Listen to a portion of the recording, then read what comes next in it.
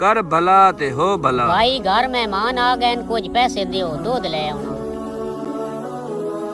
आई है नहीं ते जल्दी ले आ। कर भला ते हो भला।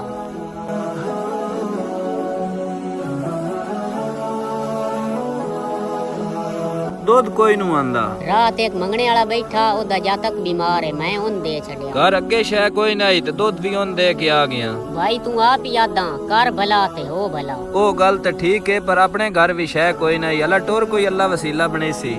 या अल्लाह, मैं तो शादी तलाक बना, मेरी गाई दा के बन सी। असनात भाई क्यों परेशान खलोते हो? मेरी परेशानी तुसी हल कर सकदे हो। मेरे भांजे दी शादी, मैंने 5-7 दिहाड़े ओदे पै बनना है। गां भी तुसी ले जाओ, नाले दूध पी लवेआ, नाले दूध बेच लवेआ।